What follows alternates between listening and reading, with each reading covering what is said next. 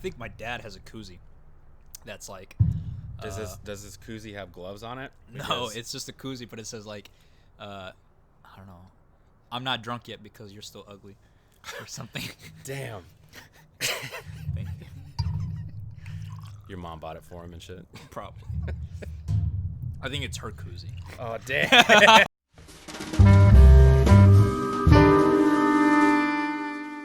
Hello and welcome to Cigar Night. My name is Rick Guzman, and tonight we have a good friend of mine, Gary. Gary was currently in the Navy for a few years, and we're going to be talking about the theater, the military, and college. Now, Gary, it's very common on this podcast that we get people from the military and from theater backgrounds, college backgrounds, or people who didn't go to college and went straight into the military. But it's pretty cool right now because you are a different point of view of that. You have a different point of view. You went to the military first, and then now you're into college. So it's going to be great talking about that, seeing another side of the whole aspect of military versus college. And you're also studying theater, which we'll get to in a little bit, which is completely crazy. But we'll get to that in a little bit. So we're going to discuss all of that stuff. You were in the Navy for how many years? 9 years. I was in the Navy for 9 years, active duty, and then I did a little bit of reserve time. Okay. What did you do in the Navy, if you don't mind me asking? No, I don't mind. I did IT work and lots of drinking. Okay. You said that I joined the Navy and then got into college, but I actually did a little bit of college after high school. Okay. Over at UTSA. Failed out of there. I was just really trying to party and stuff. I was really sheltered. I see. Uh-huh. And all that stuff. So when I finally got out and about, I just kind of squandered it away. So then I went into the military about 2 and a half years after that. So you tried college. College wasn't for you at the time. Well, I wasn't for college. I wasn't making the good decisions. I see. But I had everything ahead of me when I was in high school and stuff. I went to St. Anthony's and had the Air Force Academy ready and about to do that. And I kind of dropped that for a girl. I don't know. So it took some adulting on my part to finally get to where I'm at today. And I actually, when I even joined the Navy, I was kind of a knucklehead. So where I'm at now is actually pretty awesome. Well, we'll get to all that. I didn't know that you did college a little bit and then got out of that to go to. That's awesome because that's a big topic we have on the show or on this podcast. The whole idea of like, well, is college for me? And college isn't for everybody. You know, I'm a believer in that. And people are like, well, what do I do in my life? I'm gonna do military. So it's great that we get your aspect of this whole thing. So what do we have here, man? What do we got for us? So I brought something courtesy of a friend of mine, some pink Himalayan salt shot glasses that are made of pink Himalayan salt. And actually, I've used these probably about 1,000 times, and they're still going. Do they run down as you use them? Like, is it eventually just going to be a little bit? I guess, yeah. Actually, yeah, definitely. I mean, it would make sense scientifically. I forgot when you asked me that I had one of these that actually got like a hole on them, right there in the middle, and tequila just started coming out. These are still good. Okay. So. Well, let's do it, man. Yeah, we brought your reposado. You might have to. There you go. Acting like I never poured liquor before. Hey, man, I believe you. I was in the Navy. You're in the military. I was in the Navy. Jeez. Nah, the other branches can't drink like us. They just hide it. What is one of the best things the Navy taught you? One of the best things the Navy taught me. Or something that you have still hold on to. That men who smoke cigars are decision makers. Only drink things that cost a lot of money. Yeah. Because then it makes you drink less of it. Cheers. Yeah, cheers. And all the biggest decisions in the world are made on the golf course. Wow. It changes the whole aspect of tequila. Right? You get the salt in there. Oh, yeah. Add a little bit of the lime. Oh, man. So good.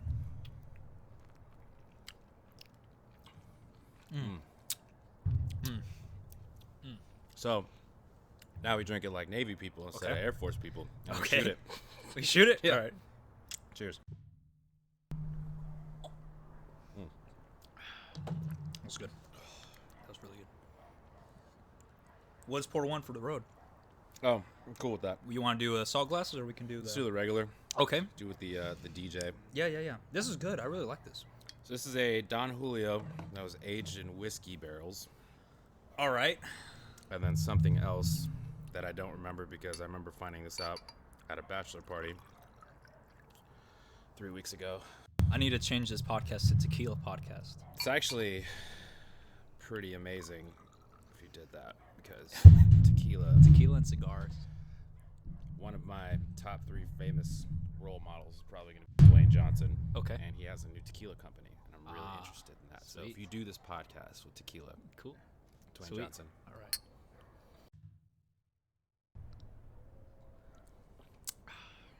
Big difference. Oh, man, you can taste that. Nice and whiskey. Oh, that's smooth. nice and It's really smooth. smooth. That's really smooth. Man, you ready for some cigars too? Yeah, man. Great. Choose your poison, my friend. The humidor is nice and full, so pick your poison, whichever one you like. These are fresh. These are fresh. Beautiful. I don't know if you like You a were little darker. You were just a good host. Oh It's man, just I'm amazing. trying to, man. That's a good one. Yeah, Those were this is- handmade in San Antonio, Texas. The Fink cigars. These are, That's a good one. is this San Antonio cigar? There is, yes. I might slam this tequila just so I can warm up a little bit. You brought me out into Antarctica for this podcast. You know, and it's November in Texas, and usually we're in short sleeve weather. Usually. We should have done this in swimsuits. Kind of added a whole new dynamic. I agree. I think that would have been good. I'm gonna go with this one for today. Let's try this. So these are cedar strips. Love them. Everyone who's been on here has failed miserably using these. Why? I guess they can't get it. Just burn the hell out of it, Yeah. and then just light the cigar. You know. There you go. Will you be the first to succeed in using the cedar strip? We'll find out.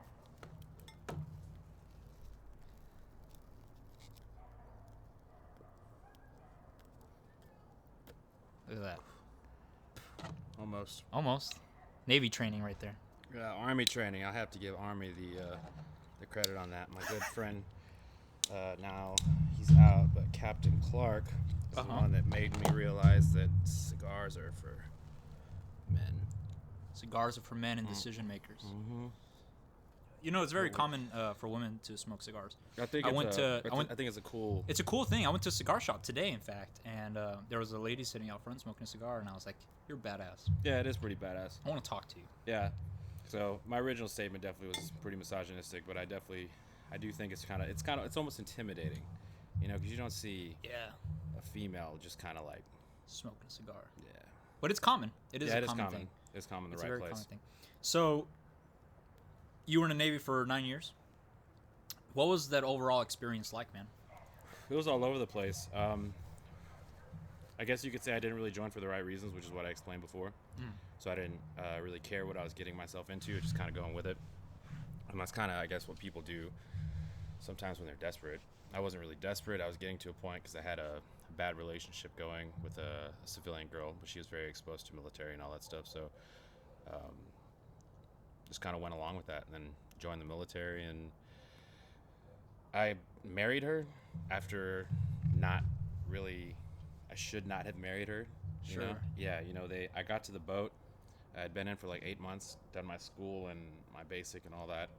And I got to the boat and they're like, well, till you make E5, you're going to have to stay on this boat every day.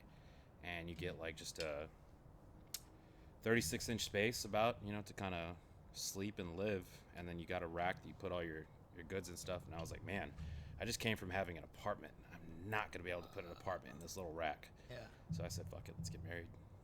And wasn't the right reason.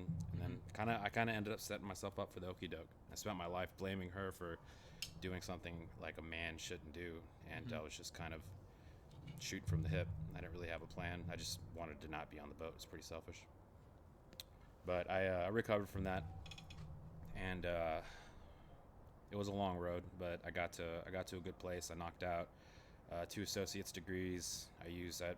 Well, the way the Navy works, they have a rotation, so they send you out to the ocean for X amount of time, you know, doing sea duty, and then you come back and you do your shore duty, and it kind of keeps a balanced operational tempo. And so that kind of, you can willingly go to sea duty, you know, sea duty to sea duty, but that, you know, that's helps with your advancement and stuff like that. But you got to be a brave, hardened soul to be able to do something like that, or else you just love the water that much. So I did my sea duty, then I did my shore duty, and in my shore duty, I had plenty of time to knock out my degrees. Does it help being single? Would it be easier if you were single?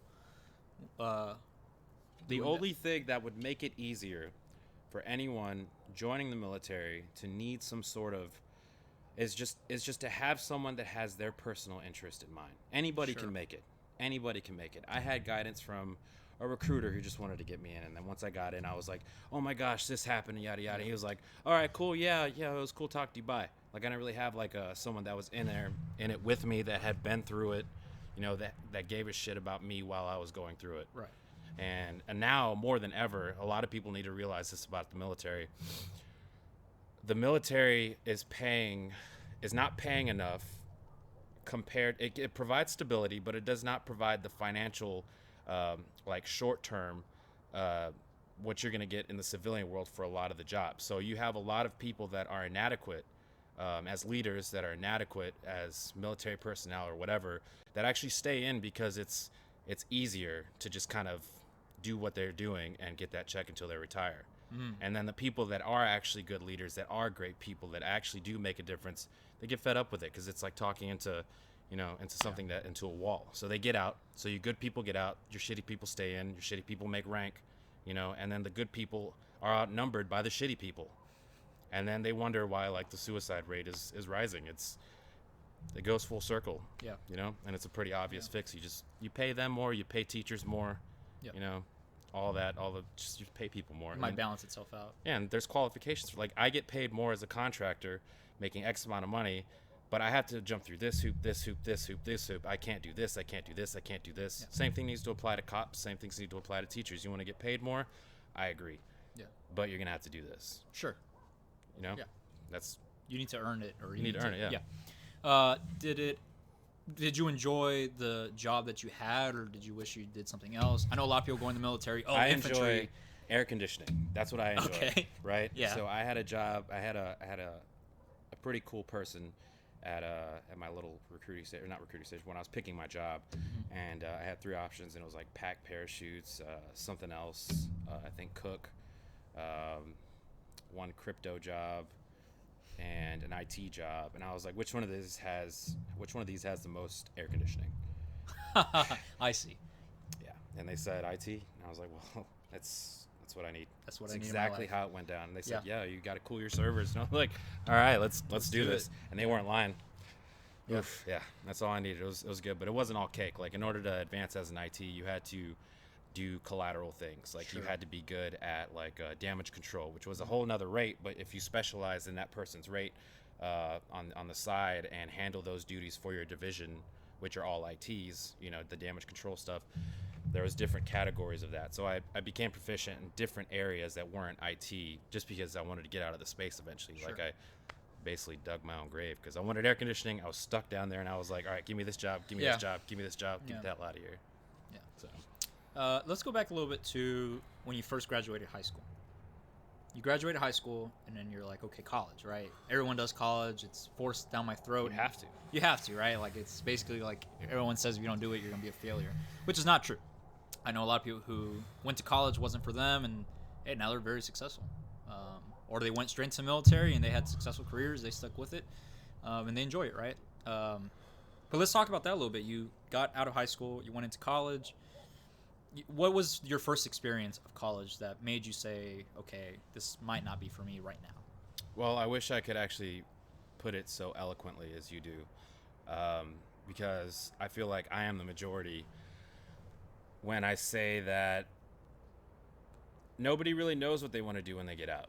Sure. No one when they're graduating high school, they don't know, hey, I want to do this. I definitely want to be a pedicurist the Sure. rest of my life. No one really, like, you just kind of do what you're supposed to do. You get a business degree or you get a communications degree, so you can do HR or some shit, work a help desk or something somewhere. And even then, people graduate and they're like, I still don't know what I want to do.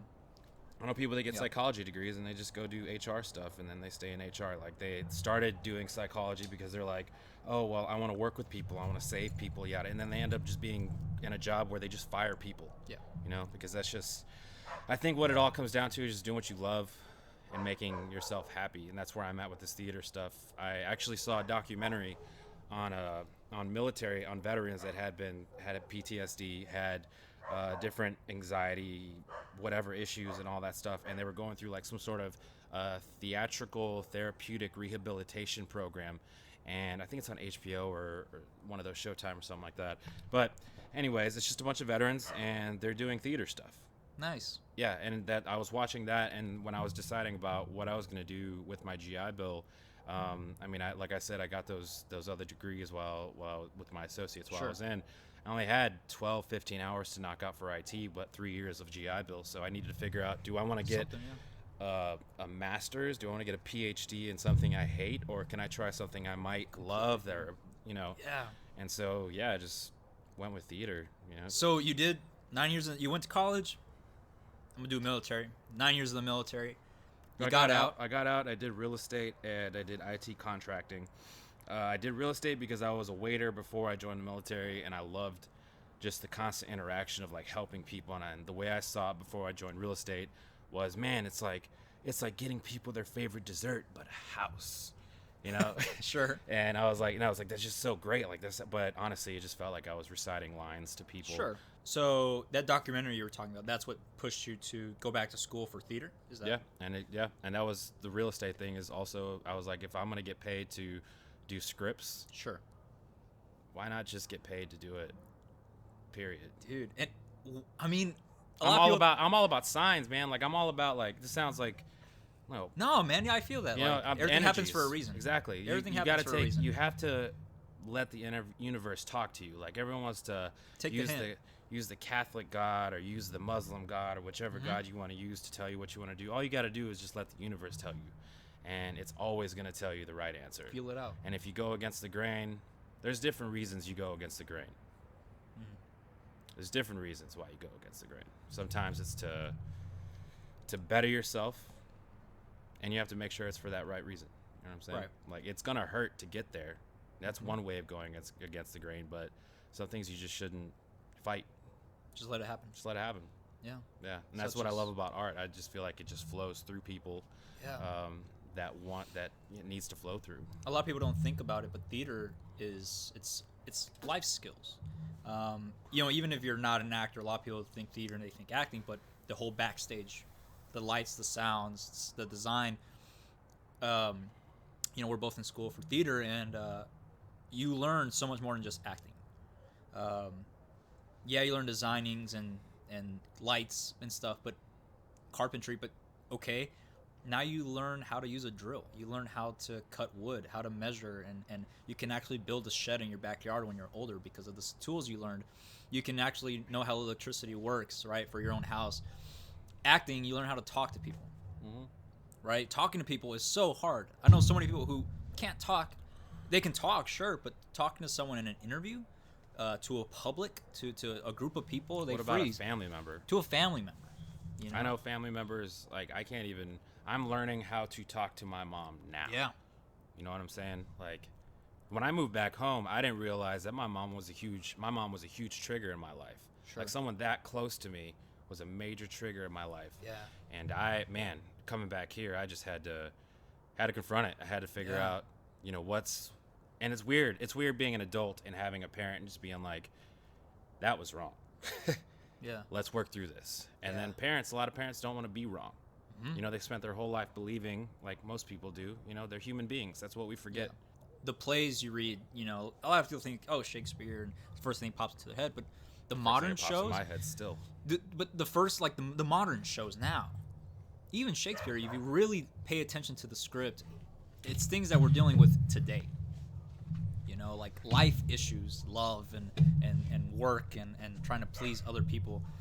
Theater is life, literally. We're watching these people with our own lives, like what they're doing. How are they going to act in that situation? And then you think, okay, what would I do if I was in that situation? It's an interesting, like, paradox because, like, coming from not growing up in theater, and just like almost feeling like I'm living a lie, to coming to theater and learning in theater that if you are acting, you are lying. Yeah. And people can tell. It's like, I just need to stay true. I need to stay. You can actually, like, define your own truth by lying truthfully. Sure. It sounds crazy. you didn't have theater experience. What was the only theater experience you had? I was in the Selena movie when I was 8 years old. As an extra, I even had these little stupid pictures on a little profile. I was like, you were in the Selena movie, dude. I was in a Selena movie. I got a kiss from fucking J-Lo right here. No, so you were planted. like, you see yourself in the movie? Yeah. There was a part in Harlingen where she gets booed off the stage for this like Astra alien looking group, like fucking alien Tejano group. But yeah, she gets booed off stage. But I'm dancing with some lady that's supposed to be my mom or whatever. Oh, okay. Yeah, it was pretty awesome. Got paid for that. Did you actually get to like meet J-Lo? You got to talk? I mean, she kissed you on the cheek. Yeah, she kissed me on the cheek. But did you have any interaction with her? Like, hi. Yeah, my name's Gary. I was like, hey, my name's Gary. I'm 8 years old. Can I have some breast milk? She said no. That didn't actually happen. Sure. But I did the whole. She was like, oh hi, how you doing? Yada yada. I was like, J-Lo. Like I literally took the picture like this, and like my hand, like I guess I had a thing with my hand. I had like major anxiety as a kid because I like was freaked out, and I was just like looking like this, and my hands like super clenched like a T-Rex, just like. You're like the dad in Step Brothers. You became that T-Rex. I became that T-Rex. You are the T-Rex. Yeah. You know that whole scene was improv from Step Brothers? No, really? Yeah. That's awesome. Yeah, it is awesome. That's good acting. I want to be like that someday. You know why? Because you're in the moment. Yeah, you got to be in the moment. Gotta be in the moment. So now you're doing theater. You did something pretty cool that I got to witness. You got to audition for your first play this semester. I only did that because I saw you 2 days before. Dude, and you rocked that audition. I appreciate that. Being your first audition ever. I appreciate that. You rocked it. How about when I was trying to talk about my dad being inside of a baked potato, and then I turned it into a drama because I was so nervous and started sweating. You were in the moment. I was in the moment of trying to find oxygen. I couldn't tell if that was scripted or not. Are you serious? I didn't know it was. Crap. And that's the beauty of theater, is that if you freeze on stage, the audience doesn't know your lines. Yeah, I was looking into y'all's eyes, and I was like, I think they think this is part of this. Yeah. Oh, man. Sweet. I need to freak out more often. It was awesome, but tell us about that experience. Doing something you've never done before, memorizing this little script, going up to directors, and doing it. So I grew up very scared, but crazy kid. Sure. So like I was scared of doing like a lot of stuff. My parents put me into everything. I never really got great at anything, but they exposed me to a lot of things, and they kind of just pushed me to just keep trying these things. And there was a point, hashtag daddy issues, we'll leave it at that, right? VA and addiction and stuff like that. You know, he kind of went absent when I was like 12, 13. Had to find himself. He's back. He's good. But there was a point where I just stopped doing that, and I got scared of life. And it's a part of me because of my parents, and I'm grateful to them for that. But the point of all that is that I was homeschooled for a while, so I wasn't really good with social interaction. So I actually started waiting tables when I got out because I wanted to learn how to interact with people and try to on the spot learn how to socialize. My three biggest scares, phobias would probably be in this order: sharks, snakes, tornadoes. I joined the Navy because I was like, well, fuck sharks, you know, like let's just figure this shit out. Let's just get through this shit. Let's overcome this shit. I just kind of like throw myself into like random situations and kind of hope to come out breathing. Yeah. And it's worked out. You know, there's I thought I wasn't going to, but it's been. You know, you did something that day when you auditioned that a lot of people wouldn't even dare to do. Like, a lot of people can't even. I wasn't going to. No. I was not going to. I only walked to that, like, just to kind of see it. Like, wrote this. I was looking at the sign-up sheet. Like, look at God, right? I was looking at the sign-up sheet, and I was like, fuck that. And I turned around and I'm walking away, and you saw me. I'm walking away, and you walk in all, ha ha ha, I'm Ricardo. And I was like, hey, what's up, Ricardo? And you're like, hey, what's up, man? You need to come out. Trust me, you just need to come out. And I was like, fuck, now I have to come out. I was like, all right. So I picked a damn monologue, and I fucking bombed it, but whatever. Got a call back, you know? You did. Yeah, got a call back. You killed it. 2 callbacks. 2 callbacks. You got 2 callbacks. Yeah, for man. both. I thought, those are just confidence builders. You know, it's a stepping stone. Yeah. Someone told me that I should try out for Tally's Folly as Matt, and I just read Tally's Folly today. Yeah, the play fucking Tally's lines. Holy. Yeah. I might pass on that. It's theater. But, you know, are you thinking of auditioning again? Is it something you would do again? Maybe for Tartuffe. Sure. I might do it for Tally's Folly just because Mama didn't raise no. Are you technically a freshman? Yeah. Like theater on arts. papers? Yeah, on theater arts. Like credit hours wise? Credit hours wise, I've been getting graduation packets sent to me, but I can't graduate because I have a whole theater curriculum to do. So you're done with core classes? Yeah. Oh, yeah. But you're just doing the theater requirement classes? Yeah. So, the Navy, you went back to college. Mm-hmm. You're in college now. What advice could you give someone who's graduating high school this coming year? Look up to someone that is credible. I know exactly where you're going with this. Just find someone that you trust. Find someone that you trust. Find someone that loves you. Find someone that you could talk to that will be there for you, and treat them well. Doesn't have to be a significant other. Doesn't have to be a parent. Just has to be someone that's that. And someone that's... You just got to have people. You got to have people in your corner. You got to have a community. You can't just alienate everybody and just have your social everything interactions just have to do with work, school, and the internet. Like, you have to build a family somewhere, or else you're not going to make it anywhere. That's it. Yeah. And people that have done it, they know. Learn from their mistakes. If you can learn from their mistakes, you don't have to learn from your own.